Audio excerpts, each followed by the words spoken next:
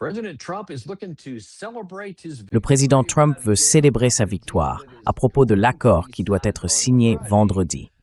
Du moins, c'est ce qui est prévu. Il a publié ce matin sur Truth Social que, eh bien, tout commence déjà à se mettre en place. En fait, selon ce qu'il a écrit hier, du pétrole circule déjà dans le détroit.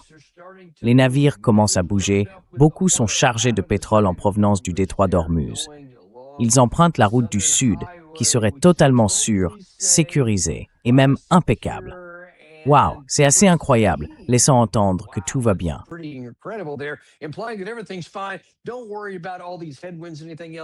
Ne vous inquiétez pas de tous ces vents contraires, ni de quoi que ce soit d'autre. En fait, pour lui, c'est déjà réglé. C'est typiquement du Trump. Il vous dit simplement « ne vous en faites pas ».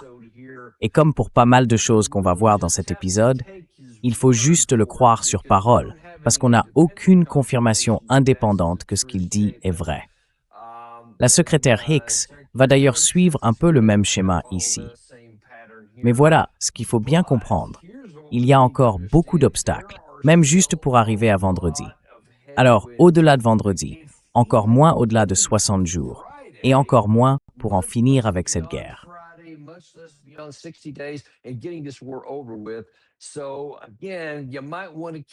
Alors, encore une fois, vous feriez peut-être bien de laisser les bouteilles de champagne au frais un peu plus longtemps, sans faire sauter les bouchons tout de suite. Il ne faut pas s'emballer. Regardons plutôt un point évoqué par Jack Keane. Parce que, historiquement, il disait avant la guerre, surtout pas d'accord négocié, il faut aller à la guerre. Et une fois la guerre commencée, il disait, ne revenez pas à une solution négociée, terminez le travail. Et ça, encore la semaine dernière. Maintenant, il nuance un peu son discours, mais à la manière de Jack Keane, donc à peine.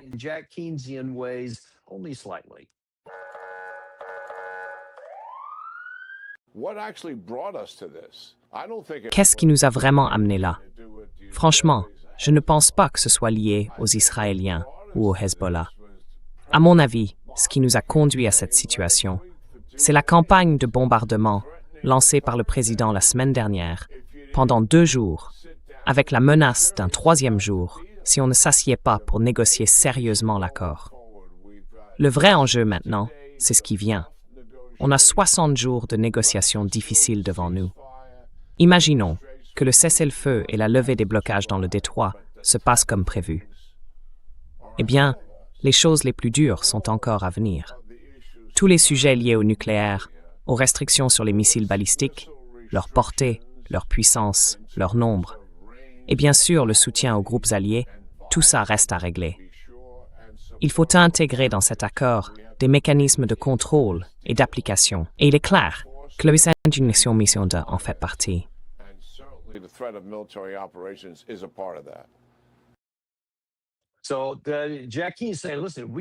Alors Jack Keane dit, écoutez, on a encore beaucoup de chemin à faire. Donc même lui reconnaît qu'on a encore des difficultés. Mais il n'arrive tout simplement pas à passer outre. Bon, ils ont été amenés à la table des négociations. Ce sont eux qui demandent un accord. Et c'est uniquement à cause des conditions qu'on a imposées, uniquement à cause de notre puissance, de notre armée et tout le reste. C'est ça qui les pousse. Mais ensuite, il ajoute, attention, il reste encore des problèmes, notamment sur le nucléaire, sur les groupes qu'ils soutiennent, sur les missiles. Et laissez-moi vous dire une chose, mes amis, ça n'arrivera jamais. Jamais. Et même l'accord, tel qu'il est écrit sur le papier, il a bien précisé, un grand si.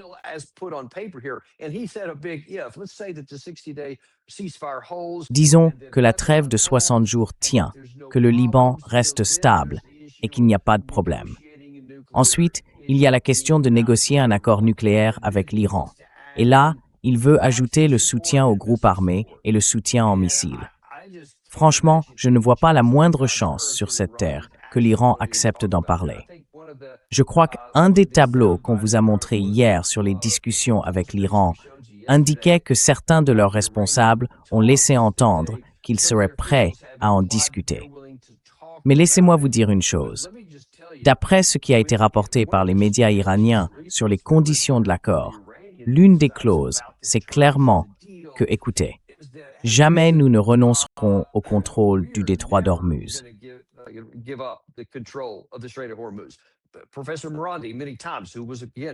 Le professeur Marandi, qui faisait partie encore une fois de la délégation d'origine, celle des négociations entre les États-Unis, Israël et l'Iran, a souvent répété, en parlant avec les Américains, qu'il ne renoncerait jamais au contrôle du détroit d'Ormuz.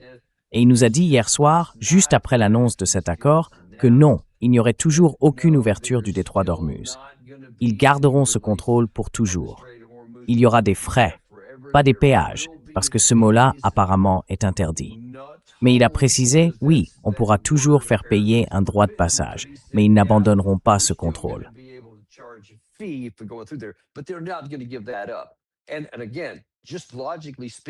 Encore une fois, si on raisonne simplement, oubliez votre nationalité. Regardez la situation de façon logique. Pourquoi est-ce qu'un pays militairement plus faible, qui a réussi à mettre une puissance militaire plus forte à genoux grâce à la pression économique du détroit d'Ormuz, abandonnerait cet avantage et reviendrait à la situation d'avant? Ils ont dit qu'ils ne le feraient pas. Donc ça n'arrivera tout simplement pas. Et vous savez, Jack Keane veut dire qu'il faut maintenir la menace d'un retour à la guerre au-dessus de leur tête. Mais regardez, je vais vous montrer un extrait de Sean Bell. Je crois que c'était sur Sky News ce matin. Il fait un très bon point sur à quel point ce serait difficile.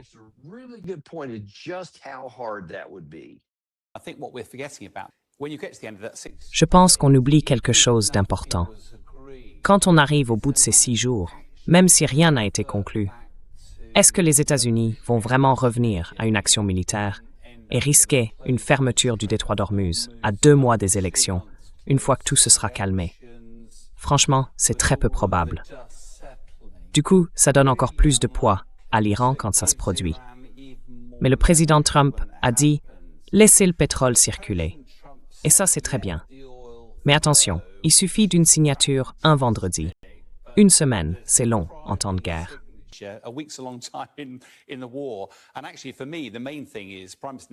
Et en fait, pour moi, le point principal, c'est le Premier ministre Netanyahou. Vous savez, il continue d'affirmer que l'accord n'inclut pas l'Hezbollah, alors qu'il est évident que l'Iran, lui, en fait partie. Israël cherche clairement à établir une zone tampon. Dans la région qui monte jusqu'au fleuve Litani, on a l'impression qu'ils vont même encore plus au nord. Et ils parlent aussi d'y maintenir une présence durable. Le mot qu'ils utilisent, c'est indéfini. Les partisans de la ligne dure en Israël, et pas seulement Netanyahou, voient clairement cette opération comme une occasion unique dans une vie.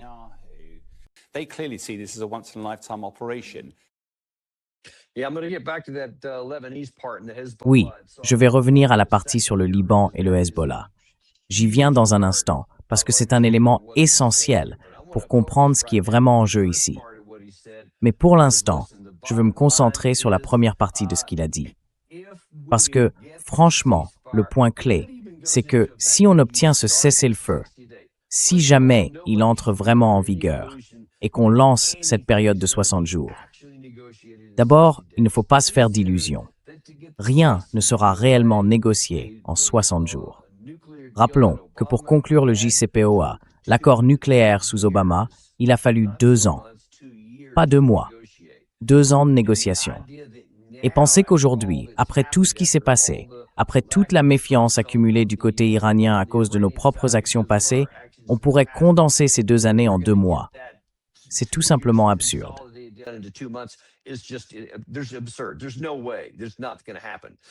C'est impossible. Ça n'arrivera pas. Alors, qu'est-ce que le président Trump va faire si ces 60 jours arrivent à expiration? On sera déjà fin août, ou peut-être même début septembre, selon la date à laquelle ce sera signé.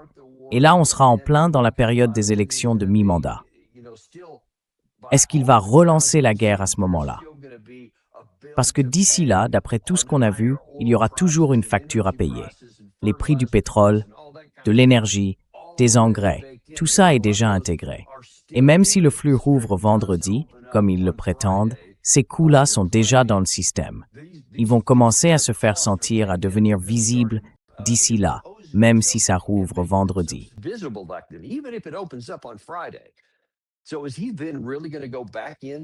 Alors, est-ce qu'il va vraiment y retourner pour déclencher une guerre? Je pense que du côté iranien, on dit plutôt « Très bien, voyons ce qui se passe ». Parce qu'ils ne vont tout simplement pas se plier ni céder à quelque chose qui n'est pas dans leur intérêt, surtout quand ils ont des moyens de pression. C'est un point très important à souligner. Et ça rejoint un autre sujet dont on a parlé hier soir, au moins d'après ce que les médias iraniens ont publié. Le professeur Morandi a expliqué hier que l'accord inclurait forcément une partie des fonds gelés versés dès le départ. Aujourd'hui, le président Vance a été interrogé à ce sujet, et il faut bien écouter la manière très prudente dont il formule son démenti pour nier qu'il y ait le moindre versement immédiat. Regardez bien. Ils disent qu'ils vont récupérer 24 milliards de dollars de fonds gelés s'ils atteignent certains objectifs. C'est vrai?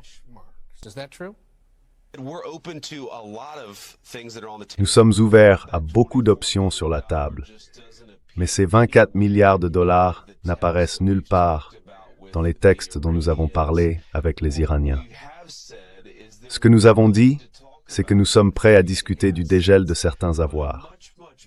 Mais l'enjeu bien plus important, c'est de lever les sanctions sur leur économie, à condition qu'ils prennent des engagements à long terme sur le programme nucléaire. Nous parlons ici de travailler avec l'AIEA et avec les Iraniens pour aller sur place et détruire ce stock de matière enrichie. Que nous jouions un rôle d'observateur ou un rôle plus actif, ce sont des points que nous déterminerons lors des discussions techniques. Mais ce que le président a clairement indiqué, c'est que les États-Unis seront présents pour confirmer que ce stock de matière enrichie est bien détruit. Donc vous n'excluez pas que les forces militaires américaines puissent participer à cette opération, qu'elles puissent devoir intervenir. Et je ne pense pas que les forces militaires américaines seront nécessaires. Oui, tu vois, j'ai un peu hésité là-dessus. Et je comprends bien la difficulté dans laquelle il se trouve, parce qu'il doit essayer de garder tout ça sous contrôle jusqu'à ce qu'on arrive à un accord. Parce que s'il dit quoi que ce soit sur le financement ou sur le déblocage des fonds gelés comme première étape, évidemment, ça va déclencher beaucoup d'alertes à Washington. Mais remarque qu'il n'a pas nié ça. Ce qu'il a dit, c'est que les 24 milliards ne figurent pas dans le texte. Mais comme l'a dit le professeur Morandi hier soir, ce sera quelque part entre 10 et 12 milliards versés tout de suite, et le reste viendra plus tard. C'est peut-être techniquement vrai, mais on voit bien qu'il essayait de s'en sortir sans vraiment l'admettre. Et ça, c'est un des points essentiels ici.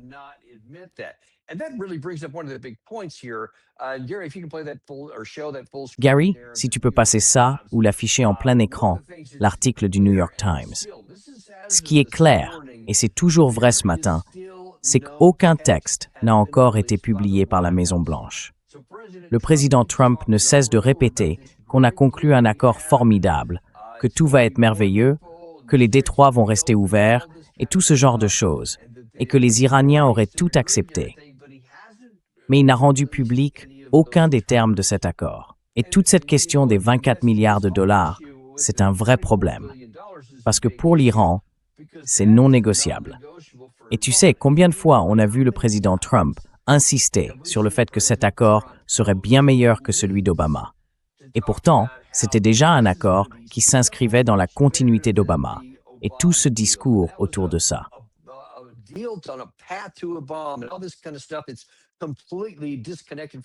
C'est complètement déconnecté de la réalité, et même contraire aux faits physiques.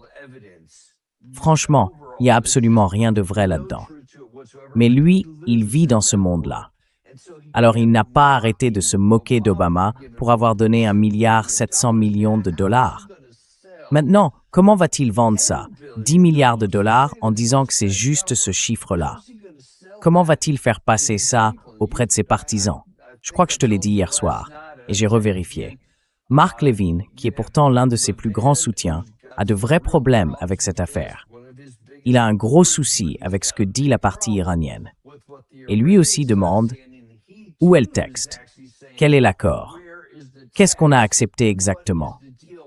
Lindsey Graham, lui, est aussi intervenu hier soir sur son compte X en disant « Eh bien, c'est bien qu'il y ait un accord. »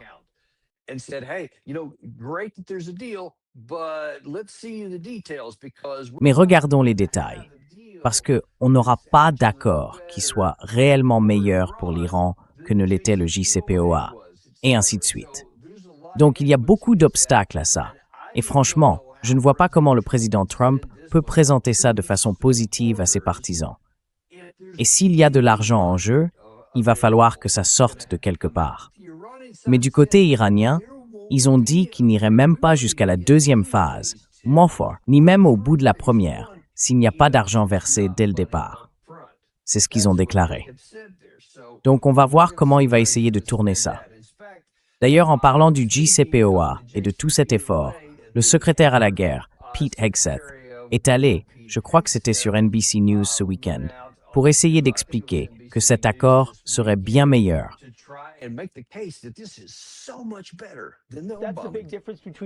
C'est ça, la grande différence entre ça et le JCPOA, et la façon dont Obama l'a fait. Obama, eux, ils ont supplié l'Iran pour obtenir un accord. Nous, on a bombardé l'Iran, puis on a mis en place un blocus, on a fait passer des navires et on a relancé les opérations quand c'était nécessaire pour s'assurer qu'ils viennent à la table et qu'on obtienne un vrai bon accord.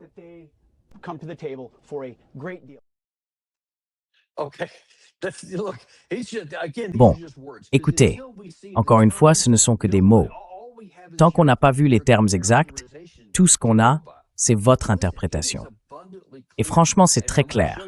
Je vais vous montrer à la fois ce que disent les Iraniens aujourd'hui et ce que disent les Israéliens. Et croyez-moi, personne n'y croit. Dès que vous publierez vraiment les termes, vous allez simplement donner des arguments aux commentateurs comme Mark Levin pour l'amour du ciel. Il sera contre, c'est sûr. Moi, je ne serai pas contre, parce que je dirais « sortez de là, quoi qu'il en coûte ». Quels que soient les termes à accepter, il faut le faire, parce qu'on a trop souffert.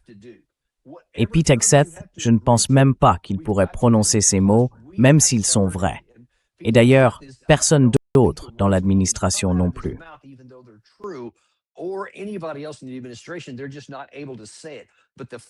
Ils n'arrivent tout simplement pas à le dire. Mais la réalité, c'est que c'est un désastre stratégique absolu, un échec d'une ampleur incroyable pour les États-Unis. Les conséquences de tout ça vont se faire sentir pendant de nombreuses années. Et à chaque fois, ce sera pire pour nos intérêts qu'avant. Je vous le dis clairement, l'administration, beaucoup de ceux qui détiennent le pouvoir et beaucoup de ceux qui veulent le prendre aux États-Unis vont regretter d'avoir déclenché cette guerre pendant très longtemps. Parce que le prix que nous allons payer sera bien plus lourd que le sang et l'argent que nous avons déjà perdus. Et ça, c'est quelque chose qui me tient profondément à cœur. Quelque chose qui m'a mis en colère dès le premier jour, et contre quoi j'avais mis en garde avant même le début. Je disais que ce serait un gaspillage insensé du sang américain. Et pourtant, on l'a fait.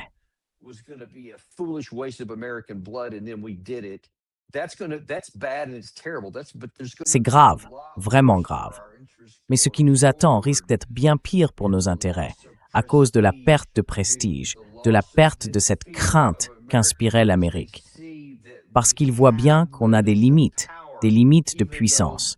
Même si on ne peut pas le reconnaître publiquement, tout le monde voit qu'il y a des limites réelles à notre pouvoir et aux conditions qui l'entourent.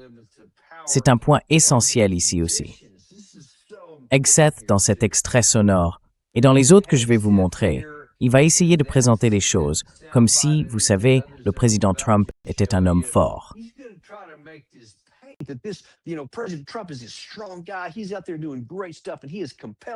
Il fait du bon boulot et il pousse les Iraniens à agir. Et tout ça. On avait déjà un accord, le JCPOA, qui contenait une partie du même langage qu'on utilise aujourd'hui. Cet accord existait déjà en 2015, avant qu'on en sorte. Donc ce qu'ils essayent de négocier maintenant, c'était déjà dans un accord en 2015. On a tout gâché, on l'a jeté à la poubelle.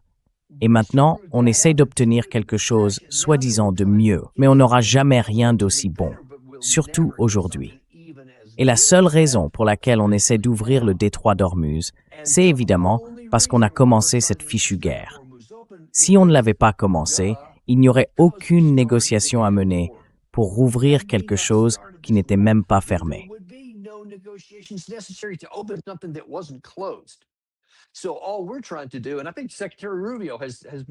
Tout ce qu'on essaie de faire, et je crois que le secrétaire Rubio a récemment tenu une déclaration complètement absurde, c'est que maintenant qu'on a limité nos mandats et nos objectifs, on essaierait simplement de revenir à la situation d'avant. Vous voyez, en réalité, on essaie juste d'effacer tous ces dégâts et de revenir à ce que c'était avant, et tout irait bien. Mais laissez-moi vous dire une chose, ça n'arrivera pas. On ne reviendra jamais en arrière.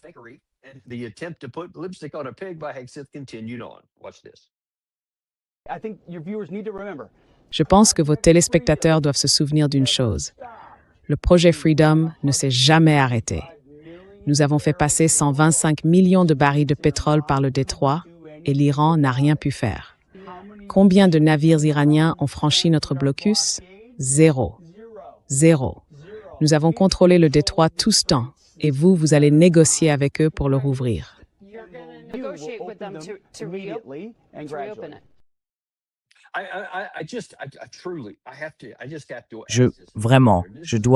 Je dois poser la question avec étonnement. Et c'est une vraie question, pas une figure de style. Est-ce que le secrétaire Hegseth pense sincèrement que les gens sont à ce point stupides qu'ils vont croire ça maintenant? Et je parle même de ses propres partisans. Évidemment, ceux d'entre nous qui essayent de regarder les choses telles qu'elles sont, on ne fait que secouer la tête. Pas par condamnation, mais par gêne, franchement, pour le secrétaire Hegseth. Dire des choses pareilles, c'est complètement à côté de la plaque. Genre, on contrôle le détroit d'Ormuz. D'accord. Si on contrôle vraiment le détroit d'Ormuz, alors pourquoi est-ce qu'on parle encore d'un accord négocié?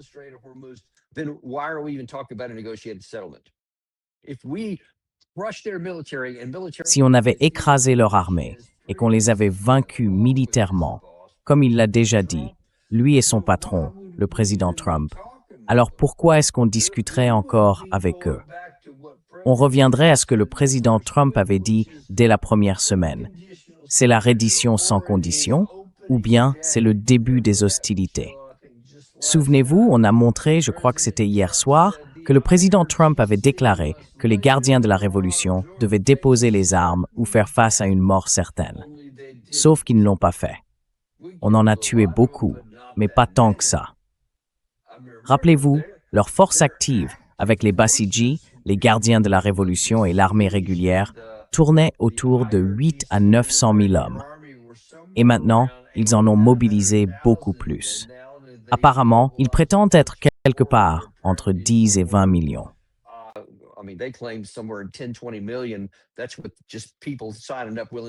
Ce sont juste des gens qui s'inscrivent, prêts à donner un coup de main, ou peu importe. Mais ça fait quand même beaucoup de monde qui se lève pour se battre. Et je crois qu'il y a eu environ 3500 morts, quelque chose comme ça. Pas tous dans des situations où la mort était certaine. Donc évidemment, on a déjà vu que cette affirmation était complètement absurde. Il n'y a absolument rien de vrai là-dedans. Et ici non plus d'ailleurs. Nous contrôlons le détroit d'Ormuz, dit-il. L'Iran n'a aucun navire dehors. C'est évidemment faux. Franchement, ça saute aux yeux. Il y a des données de suivi des pétroliers, avec les noms, qui montrent clairement qu'ils sont passés. On a même parlé d'en intercepter certains plus tard.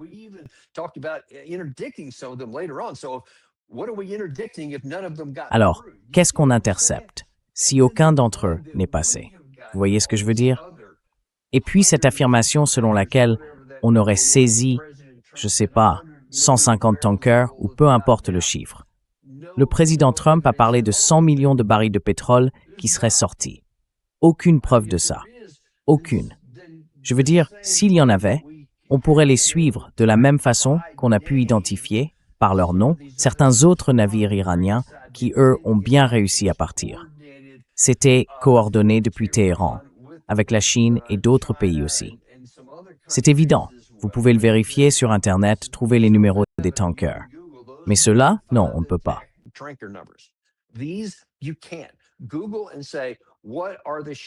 Allez sur Google et demandez quels sont les navires équivalents à ça.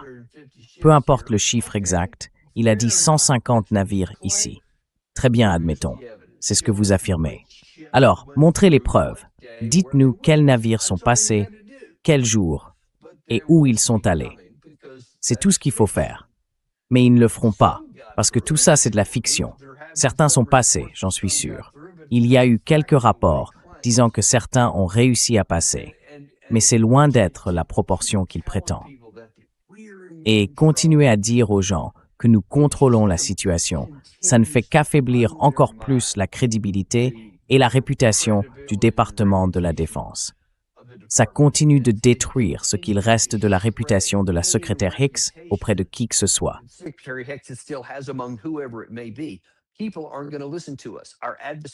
Les gens ne vont pas nous écouter. Nos adversaires ne vont pas nous écouter non plus. Et nos alliés, eux, ne croiront pas un mot de ce qu'on dit. Quand on essaie de négocier un accord ou de convaincre le peuple américain de quelque chose qui est manifestement faux, on ne les fera pas changer d'avis non plus. Et au final, on finit par tout perdre. Le mensonge peut être gênant d'un côté, mais il peut aussi faire du tort ailleurs.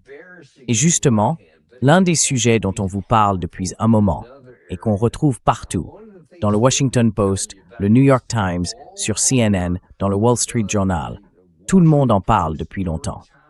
Des sources du renseignement ont fait fuiter des informations.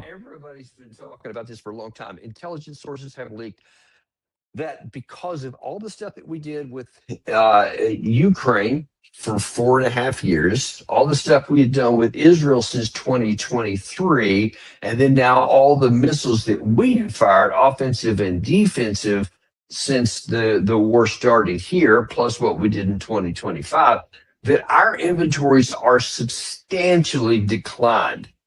That the amount of, especially the high-end, the JASSMs, the Tomahawk cruise missiles, Les intercepteurs PAC-3 est à des niveaux critiques. C'est évident, Larry Johnson l'a démontré simplement avec les chiffres publiés depuis qu'on a commencé à produire les PAC-3 en particulier. Il a montré mathématiquement qu'on est vraiment au fond du baril.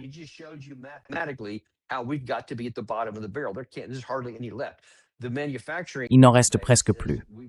On a essayé de renforcer la base industrielle, et oui, elle a un peu augmenté, mais vraiment à la marge, juste un petit pourcentage. Parce que tant qu'on ne passe pas à une mobilisation totale, comme en temps de guerre, où l'industrie met de côté toutes les précautions et fait absolument tout ce qu'elle peut, eh bien, même dans ce cas, il faudrait encore quelques années pour y arriver, si jamais on en arrive là. Ce qui n'est pas le cas aujourd'hui. C'est la réalité.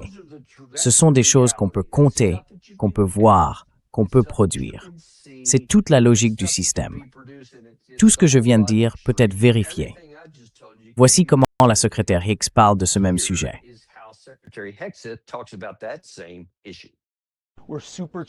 Nous donnons un vrai coup d'accélérateur à notre arsenal de la liberté. On construit plus vite, on ouvre le Pentagone, on traverse toute la bureaucratie du Pentagone pour obliger l'industrie à aller plus vite. Mais il y a une crise en ce moment avec ces stocks. Il y a en ce moment une crise concernant ces stocks dans le secteur privé. C'est une histoire inventée que les médias veulent vendre. En réalité, nos stocks stratégiques sont excellents et ils ne cessent de se renforcer grâce à la façon dont ce président a. Vous avez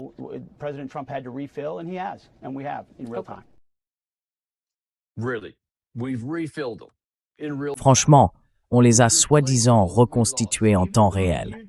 On aurait remplacé tout ce qu'on avait perdu, même si tu avais témoigné, ce qu'elle t'a rappelé et ça t'a agacé, que tu avais dit que ça prendrait des années pour reconstituer les stocks. Mais oublie ça. Oublie ce que j'ai dit à l'époque. Écoute juste ce que je dis maintenant.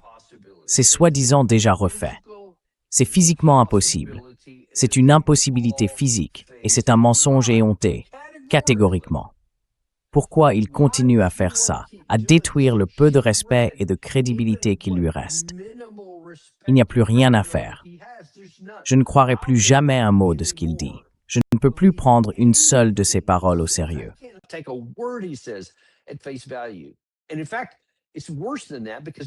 En fait, c'est encore pire que ça, parce que maintenant, on part du principe qu'il ment. S'il dit quelque chose de positif, ma première réaction, c'est de me dire qu'il ment. Et je vais chercher à vérifier, à trouver des sources indépendantes pour confirmer s'il dit la vérité ou pas. Et quand on sait qu'on fabrique environ 600, peut-être 650 intercepteurs PAC-3 par an, c'est tout ce qu'on peut produire. Et qu'on en a probablement utilisé plusieurs milliers pendant les 40 premiers jours de cette guerre. Faites le calcul. Ne venez pas me dire qu'on est revenu au niveau d'avant, parce que c'est physiquement impossible. On ne peut pas en produire aussi vite. Point final. Donc, c'est un mensonge.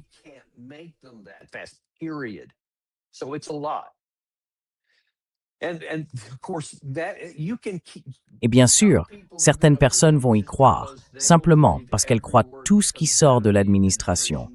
Peu importe à quel point ça peut sembler insensé, parce qu'elles le veulent, parce qu'elles ne veulent pas croire l'alternative.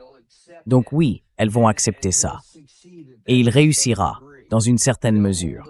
Ils garderont une partie de leur soutien. Mais écoutez-moi bien, c'est dangereux pour l'Amérique. Parce que, laissez-moi vous dire une chose, l'Iran n'est pas dupe, la Russie n'est pas dupe, la Chine n'est pas dupe.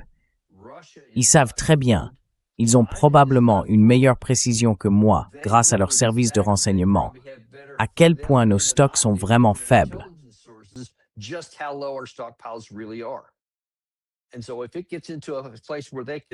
Alors, si on en arrive à un point où ils veulent se battre avec nous ou rallumer ce conflit, ils savent très bien ce qu'on peut faire et ce qu'on ne peut pas faire. Et écoutez-moi bien, la plus grande menace, le plus grand risque pour nous, c'est que, Dieu nous en garde, on se retrouve engagé dans un autre conflit, ailleurs, avec quelqu'un qui dispose d'un soutien en missiles. Parce que, franchement, il suffit de peu. Et je reste encore aujourd'hui surpris qu'un pays comme l'Iran, même l'Iran, n'ait pas profité de la situation pour lancer d'immenses essaims de drones. On sait qu'ils ont bien plus de drones que de missiles balistiques. Et pourtant, pendant la période de guerre active, ils n'ont pas envoyé vague après vague contre ces cibles majeures, alors qu'ils savaient qu'on n'a pas les intercepteurs nécessaires pour tous les abattre. Oublions un instant le coût. C'est déjà la disponibilité même de cette capacité qui pose problème.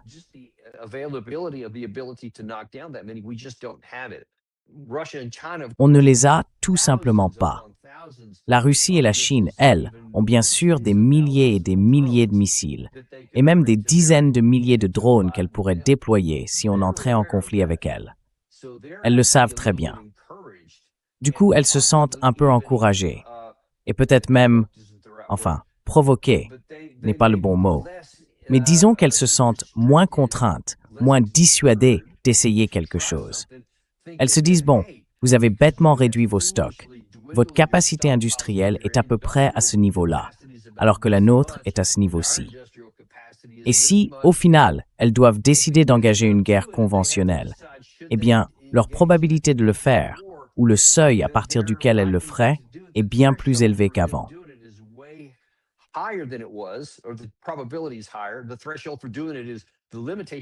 Le seuil pour le faire est plus bas maintenant, parce qu'ils voient bien qu'on est vulnérable. Et au lieu de le reconnaître et de faire ce qui a du sens, parce que voilà, si on le reconnaît et qu'on agit de manière logique, il faut mettre fin à cette guerre, quoi qu'il arrive. Il faut s'en aller. Il faut faire tout ce qu'il faut pour y mettre un terme. Mais si on continue à la mener, on va se faire encore plus de mal et on va nous rendre encore plus vulnérables face à d'autres adversaires, peut-être plus puissants. Et c'est justement ça qui ne se passe pas ici. C'est là le vrai danger de ce genre de mensonge qui arrive à convaincre une poignée de personnes en Amérique.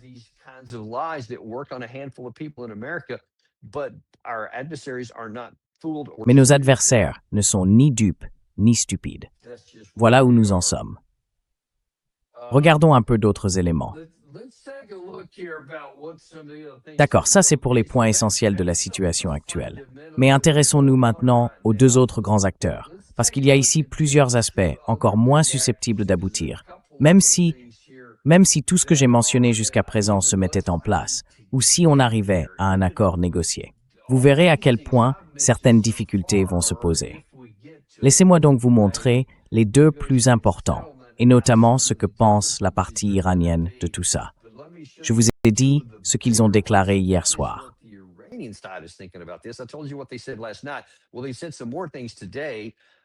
Eh bien, ils ont encore fait d'autres déclarations aujourd'hui, et l'Iran insiste sur le fait qu'aucun accord avec les États-Unis ne tiendra sans garantie pour la sécurité du Liban. Je vous ai montré tout à l'heure cette citation de Son Bell, où il expliquait qu'il y a un vrai problème sur la question libanaise, parce qu'Israël a une vision très différente, et les Libanais aussi. En fait, Gary, si tu peux afficher celle qui parle de Galibaf sur le Liban, vas-y. C'est le président de leur parlement, et bien sûr leur principal négociateur. Il a déclaré qu'ils, et je pense qu'il parle d'Israël, ne pourront jamais atteindre une partie des piliers de la résistance, seuls et isolés.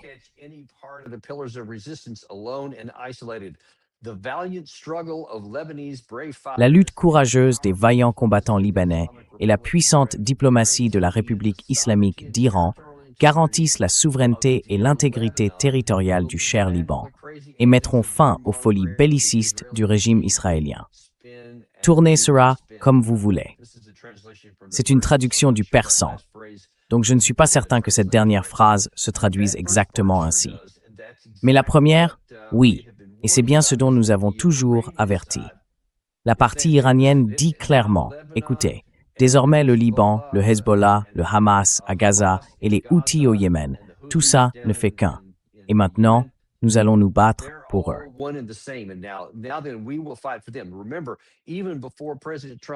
Souvenez-vous, même avant que le président Trump n'annonce sa signature prévue pour vendredi, le camp iranien avait déjà, et c'est confirmé, non seulement par le professeur Morandi dans notre émission d'hier soir, mais aussi par Barak Ravid, Axios et plusieurs autres. Ils reconnaissent que l'Iran était prêt à riposter contre Israël en réponse à leur frappe contre le Hezbollah au Liban. Et ils ont fait marche arrière parce que Trump a dit « D'accord, on va signer quelque chose, on va mettre un accord sur la table et on va les retenir. » Donc, pour l'instant, l'Iran a dit « Très bien, on ne ripostera pas pour celle-là, tant qu'on peut aller jusqu'au bout. » Et le professeur Morandi a expliqué que la logique était assez claire.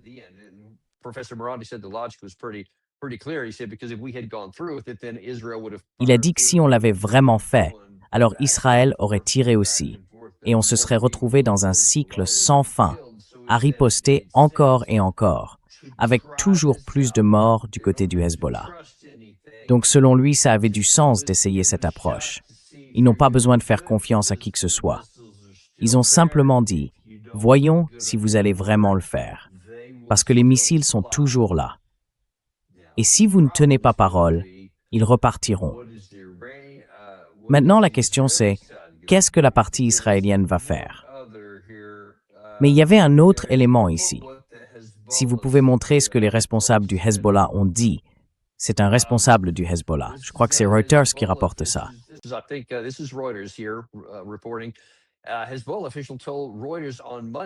Un responsable du Hezbollah a déclaré lundi à Reuters que le groupe n'avait mené aucune opération depuis l'annonce de l'accord avec les États-Unis et que sa position sur le cessez-le-feu dépendait du respect de cet accord par Israël.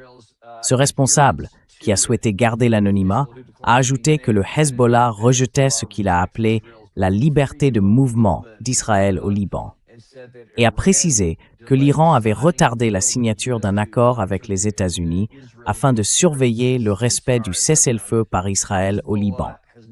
Le Hezbollah n'a pas encore commenté officiellement l'accord américain. Mais en résumé, pour l'instant, au moment où nous parlons, ils disent « D'accord, on attend, on ne lancera pas d'attaque contre Israël depuis le territoire du Hezbollah. Pardon, le Hezbollah n'attaquera pas Israël au Liban, à moins d'être attaqué. »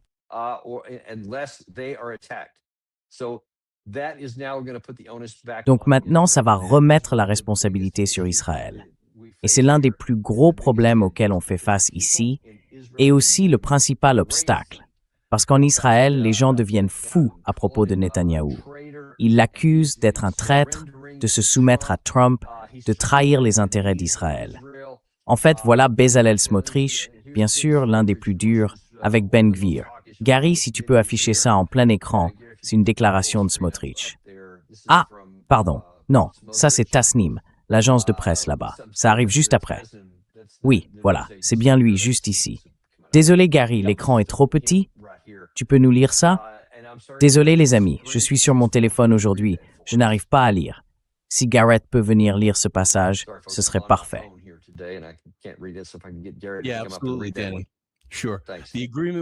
Oui, absolument, Danny. Bien sûr. Merci. L'accord avec l'Iran est mauvais pour Israël et pour tout le monde libre. Point final. La campagne conjointe a obtenu de nombreux succès pour affaiblir l'Iran, et ces succès ne seront pas perdus. Nous devrons poursuivre cette campagne nous-mêmes, de manière créative, pour renverser le régime et faire en sorte que l'Iran n'obtienne jamais l'arme nucléaire. Aucun des candidats qui se considèrent aptes à devenir Premier ministre ne résisterait à ne serait-ce que 10% de la pression exercée aujourd'hui sur le gouvernement israélien, surtout sur celui qui le dirige. Au Liban, nous serons mis à l'épreuve. C'est notre guerre, ce sont nos combattants, et c'est la sécurité immédiate de nos habitants du Nord. Je continuerai d'agir pour que nous restions fermes sur nos positions et que Tsahal garde toute sa liberté d'action pour continuer à repousser le Hezbollah.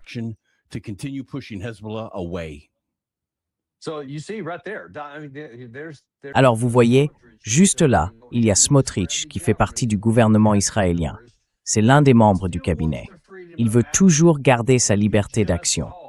Et vous venez de le voir, il y a seulement quelques heures, le camp du Hezbollah a déclaré « Nous n'allons pas laisser Israël avoir la liberté de mouvement, la liberté d'action qu'il souhaite, pour faire ce qu'il veut, et ensuite rester silencieux.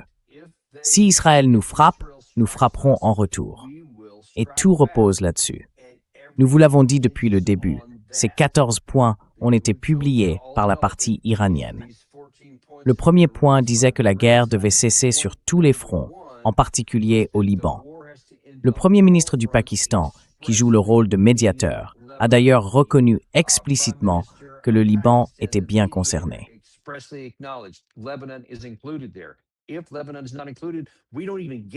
Si le Liban n'est pas inclus, on n'arrivera même pas à une signature vendredi.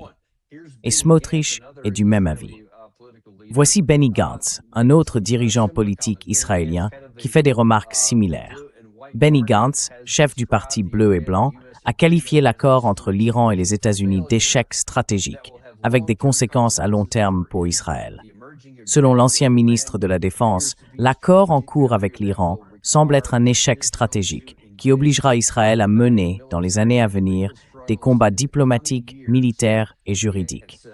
Il a ajouté qu'il n'était en aucun cas permis d'accepter de restreindre la liberté d'action d'Israël au Liban, ni d'accepter un retrait qui mettrait en danger les habitants du Nord. En clair, il dit « Non, on oublie, on ne fera pas ça ».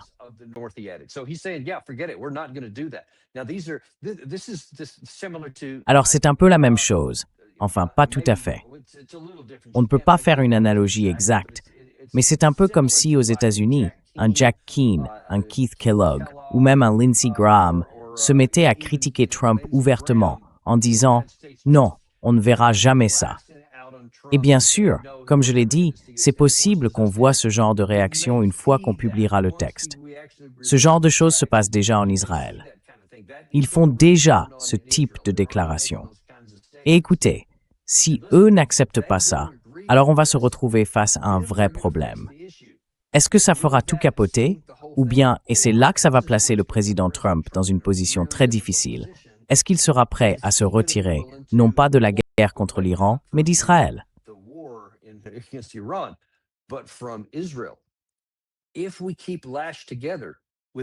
Si on garde lâche avec Israël et qu'ils reviennent en disant « Non, on va continuer à combattre le Hezbollah », parce que franchement, je ne peux pas imaginer, disons-le clairement, je ne peux pas imaginer une situation où ni l'Hezbollah ni Israël, l'un des deux ne ferait rien. Forcément, l'un va agir, l'autre va répondre, et chacun dira que c'est l'autre qui a commencé. Et au final, qui saura vraiment ce qui est vrai? J'ai du mal à imaginer qu'ils s'arrêtent tous les deux. C'est même impossible pour moi d'imaginer qu'Israël dise simplement « Bon d'accord, on laisse tomber, on arrête tout et c'est fini ». Ils ont promis à leur population, dans le nord du pays, qu'ils allaient les protéger. Mais là, le président Trump leur dirait qu'ils ne peuvent pas.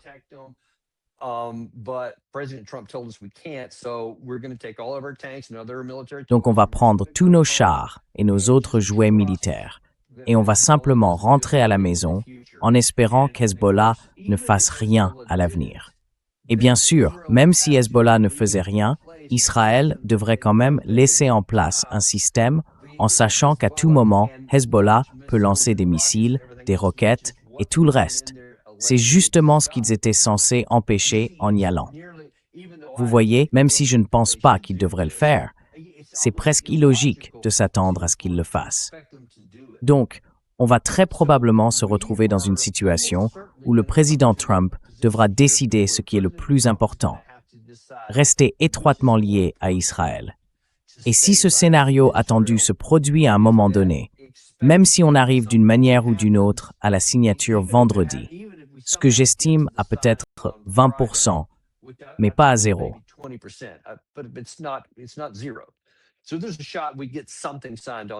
Donc, il y a une chance qu'on signe quelque chose vendredi.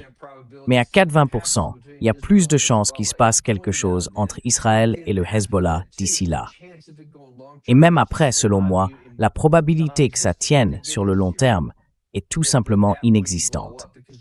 Je pense qu'il n'y a aucune chance que ça ne finisse pas par exploser, parce qu'il y a trop de gens en Israël qui trouvent cette situation absolument insupportable. En ce moment, en Israël, c'est un peu comme ce qu'on a connu avec Al-Qaïda juste après le 11 septembre. C'était tellement chargé d'émotions, tellement à vif pour beaucoup d'Américains. Et si quelqu'un, à ce moment-là, je parle de 2002, 2003, 2004, quand c'était encore très sensible, avait dit « Vous savez quoi, on laisse tomber », eh bien c'était impensable. Je sais ce qu'Al-Qaïda a dit, ce qu'ils ont essayé de faire et ce qu'ils nous ont effectivement fait. Mais bon, il faut qu'on s'arrête un instant. Je veux dire, si un autre pays nous disait d'arrêter, on ne le ferait pas. Donc reste à voir si Israël le fera. Mais c'est vraiment le plus gros obstacle à tout ça. Voyons, je crois qu'il y avait autre chose que je voulais vous montrer. Oui. Bon, la dernière chose à vous montrer, non, pas celle-là, Gary, celle qui s'appelle Tasnim. Voilà, c'est ça. C'est aussi quelque chose qui est sorti aujourd'hui dans les médias iraniens. Il est écrit que l'Iran est comme... Gary, je n'arrive pas à lire celui-là non plus. Désolé, tu peux l'afficher?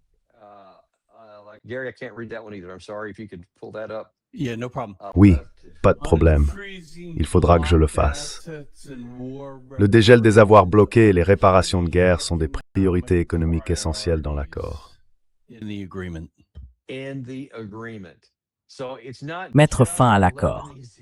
Donc, ce n'est pas seulement une question libanaise. Ce n'est pas seulement récupérer une partie des avoirs débloqués. Ce n'est pas seulement libérer le système énergétique. Il est aussi question de réparation et du dégel de tous les avoirs bloqués. Et les réparations, c'est le gros morceau. D'après la version iranienne publiée hier soir, il serait question de 300 milliards de dollars à verser, peu importe la source. Ce n'est pas forcément les États-Unis, mais selon eux, quelqu'un devra mettre sur la table 300 milliards en réparation. Or, on ne peut pas obtenir des réparations à moins d'avoir gagné. Comme après la Première Guerre mondiale. L'Allemagne a dû payer des réparations parce qu'elle avait perdu la guerre, même si le pays restait viable. Tout le monde reconnaissait qu'elle avait perdu, donc elle devait payer des réparations. Et c'est ce qui avait été convenu.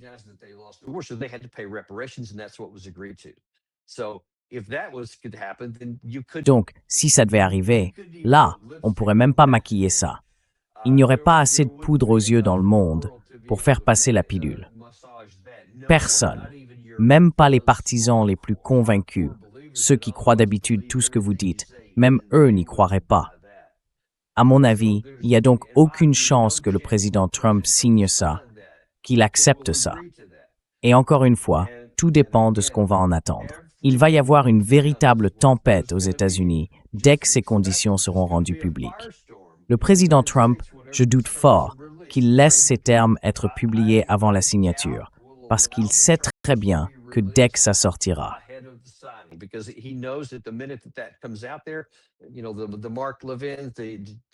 vous savez, les Mark Levin, les Keith Kellogg, les Jack Keane et tout un tas d'autres. Et on peut aussi compter pratiquement tous les démocrates, parce qu'ils se feraient un plaisir d'en rajouter pour faire passer Trump pour le méchant, puisque tout ce qui les intéresse, c'est l'avantage politique. C'est simplement le climat dans lequel on vit aujourd'hui. Ça passe avant l'intérêt national, et ils feront tout pour le faire mal paraître. Donc, eux aussi, ils en rajouteront. Franchement, je doute fort qu'ils laissent faire ça avant d'avoir sa signature. Et à ce moment-là, il n'aura plus le choix. Mais j'ai vraiment du mal à imaginer qu'une quelconque forme de réparation fasse partie de cet accord. Et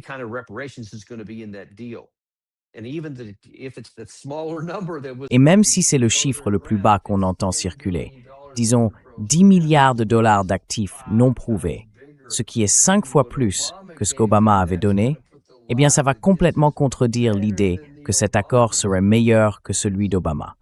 Vous voyez ce que je veux dire? Vous voyez tout ça, mis bout à bout. La difficulté pour les États-Unis et pour le président Trump d'obtenir ne serait-ce qu'un accord de ce genre, un accord factice est presque insurmontable. Parce qu'il faudrait dire à Israël de faire quelque chose qui va à l'encontre de la façon dont le pays perçoit ses propres intérêts, et il faudrait dire au Hezbollah de ne pas riposter s'ils sont attaqués.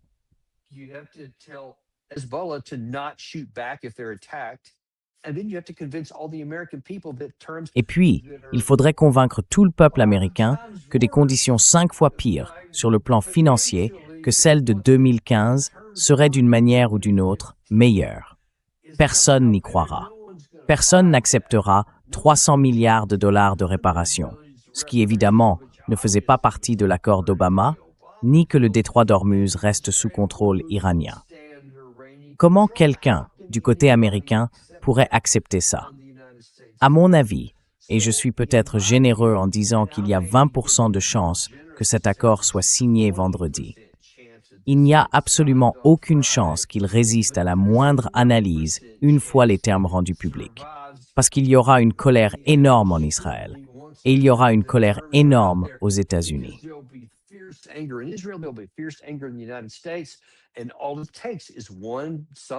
Il suffirait qu'une seule personne fasse un seul geste, quelque part au Liban, pour que tout explose. Et croyez-moi, comme tout le monde le sait, il y aura forcément des gens, vous imaginez bien lesquels, et l'armée israélienne dira « Bon, on va s'en charger nous-mêmes ». Ils frapperont une cible, puis diront « Hezbollah nous a attaqués, on a simplement répondu ». Et qui saura la vérité? Qui s'en souciera, que ce soit vrai ou pas? Ces gens-là s'en empareront tout de suite. Et aux États-Unis, d'autres, ceux qui attisent les incendies, feront pareil. Et à ce moment-là, on dira « On ne peut pas faire confiance aux Iraniens ». Jack Keane a déjà préparé le terrain pour ça.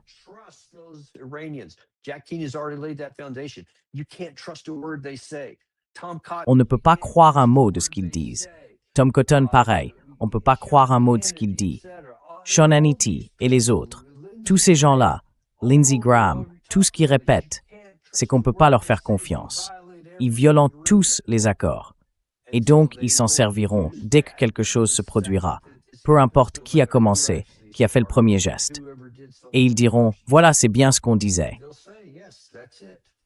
Ce qui est intéressant, c'est qu'il y a aussi du côté iranien un courant qui ne veut pas de cet accord. En fait, je ne sais pas si vous avez vu ça, mais il y a eu des manifestations à Téhéran contre l'accord, parce qu'ils disent qu'ils ont l'avantage militaire.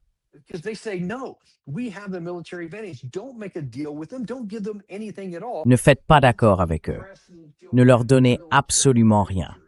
Continuons à faire pression jusqu'à obtenir une victoire militaire. Le problème, c'est qu'ils ne réfléchissent pas vraiment aux conséquences que cela aurait pour leur propre population.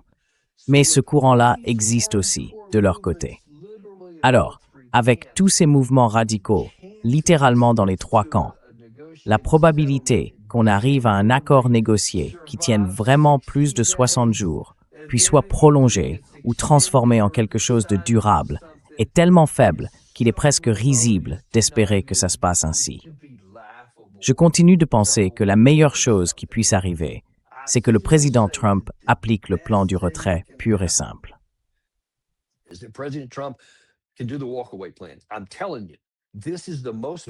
Je vous le dis, c'est à ce jour la seule option vraiment crédible, peut-être la seule chance que ce problème soit réglé. Il pourrait simplement dire « J'ai décidé qu'on a déjà détruit assez de leurs marines, de leurs usines de missiles, peu importe, qu'on a tué assez de monde. » Et malgré tout, il y a encore l'opération Midnight Hammer de l'an dernier. On a, vous savez, les yeux des satellites dessus, et on continuera. S'ils bougent, on viendra les bombarder, et ainsi de suite. Puis il s'en va, il remballe tout, il rouvre le détroit, et voilà. Ensuite, l'Iran fait ce qu'il veut. Il n'y a pas d'accord, pas de traité, pas d'argent échangé, rien du tout. Aucune levée de sanctions, rien. Comme ça, au moins, il peut calmer un peu les gens de son camp.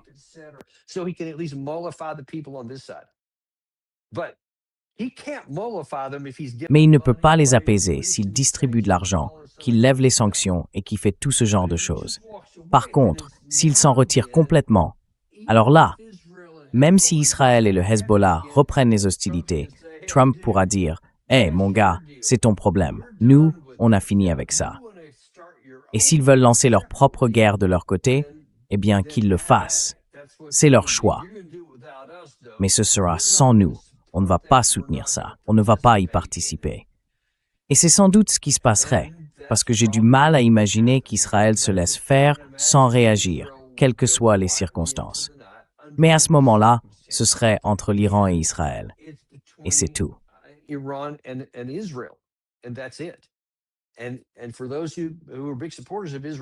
Et pour ceux qui soutiennent fermement Israël et qui entendent ça en se disant « Vous êtes en train de dire qu'on devrait abandonner notre allié au moment où il a le plus besoin de nous ?» Non. Ce que je dis, c'est qu'on ne doit pas récompenser la folie et qu'on ne doit pas participer à notre propre perte. On ne doit pas nuire à nos propres intérêts en s'engageant dans quelque chose d'irréalisable sur le plan militaire. C'est ça que trop peu de gens comprennent. Certains veulent que ça aille jusqu'au bout. Mais écoutez, la réalité, c'est qu'il n'y a pas de solution militaire. Sinon, on l'aurait déjà fait. On n'aurait jamais accepté un cessez-le-feu si on avait pu aller jusqu'à la victoire. Exactement comme on aurait mis fin à la soi-disant guerre de 12 jours en 2025 si on avait pu la gagner.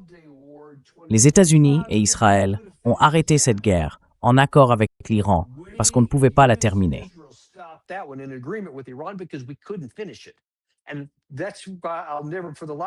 Et c'est pour ça que je ne comprendrai jamais, mais alors jamais, pourquoi on lancerait une autre guerre alors que les mêmes fondamentaux sont toujours là, comme je l'avais dit. Et maintenant, on se retrouve exactement dans la même situation. Alors, à ceux qui disent qu'on ne peut pas se détourner d'Israël, je dis, vous avez tort. On le peut. Parce que c'est comme dire, regardez, il y a des gens sur le Titanic, le navire coule, ne les abandonnez pas, restez à bord. Non, ce serait insensé de couler avec le navire alors qu'il y a des canaux pour s'en échapper. Voilà le canot sur lequel on peut monter. Aussi terrible que ce soit si ce navire sombre, il va couler à cause de ceux qui continuent d'agir de manière insensée et d'ignorer la réalité. Tant qu'il y a des canaux de sauvetage, montons dedans, quittons le Titanic, pour au moins vivre et pouvoir se battre un autre jour.